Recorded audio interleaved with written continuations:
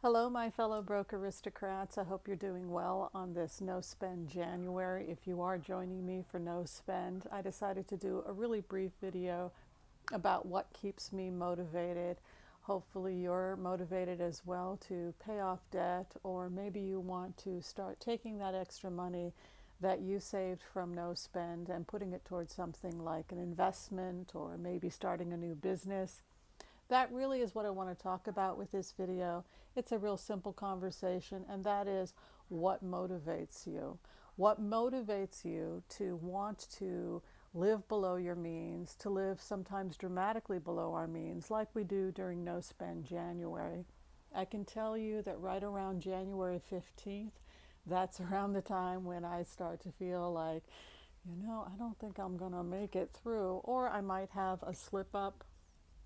My slip ups always involve food. I'll be quite honest with you. I do have those occasions when I'm running all over the town, I'm having meetings, I'm seeing patients. I didn't pack a lunch, and so, what can you do? I'll run in and I'll grab something from a store or a shop. That is absolutely, if I do break down during a no spend, it usually has to do with food. If I would say that there's anything that's inconvenient about living frugally, it's the fact that you're not paying for convenience anymore. When you're doing a no spend January, you can't just go and pick up a pizza. You can't just call in and order Thai food. You have to take the time and make it yourself. It's the hassle of no spend. That's what I think about no spend. I think it's a hassle. You got to go and say, I only budgeted this much for Uber during no spend. I only get $100 allowance for my transportation in a no spend January for the Uber. When I feel like I'm starting to get too close to that goal, I've got to get back on the bus because I do have a bus pass and take those bus trips. So always thinking about what is motivating me keeps me on track. It keeps me from wanting to break down and buy that sandwich or grab that Uber or whatever your impulse is. If you can hold that motivation in your mind, I think it makes it a lot easier. For me, my motivation was to get an iPhone, which you see the iPhone. I had to do an upgrade on my iPhone. But I can also tell you that despite the fact that sometimes it's a hassle to have to do things from scratch, the relief that comes from living frugally, I think, more than makes up for it.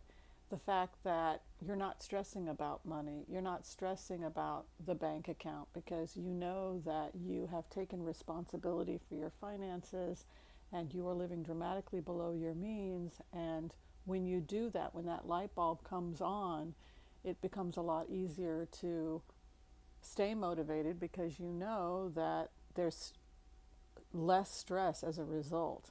But I'd be curious what's motivating you to live below your means. If you think about it, if you have a list of things you want to achieve, particularly during no spend months when we're so frugal, it's so easy to want to break down and spend money. Do you think about what motivates you? Do you think about the things that keep you on track? I can tell you what motivates me is paying off my student loan debt, buying that house, that dream house in the Pacific Northwest. That's a long-term goal I have. And it's kind of nice if you have both short goals and long-term goals that can keep you motivated. But those are my long-term goals. When I first started on this journey, I had goals of what I wanted to achieve in 1 year, what I wanted to achieve in 2 years, 3 years, and 5 years. And you may want to do that. You may want to just write a list of goals. Where do you see yourself in a year from now? Where do you see yourself 5 years from now? The best indicator of where we're going to be 5 years from now has to do with the small steps that we are taking today. We build our lives brick by brick, choice by choice.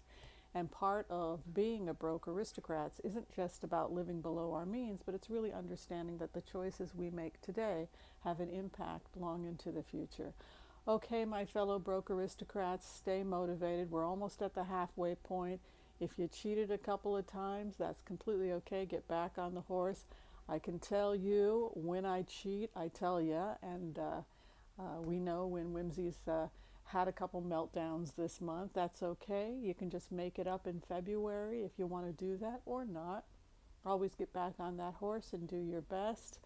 The good news is the rewards are at the end of the month when you get to see all that money you've saved and then put it towards hopefully something that you want to put it towards in terms of just having that goal.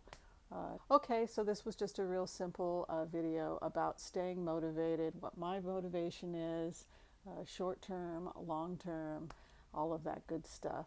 Short term, it was to get a phone. Long term, it was to be student loan debt free and to buy a home. I really want to buy a house. And I know because I stay on this program that I'll be able to do both. Okay, thanks for watching, everybody. Be sure and share, like, subscribe, and tell me what you are doing to take care of yourself and to take care of your families. Love yourself without breaking the bank. I always want to hear. Thanks for watching. Bye.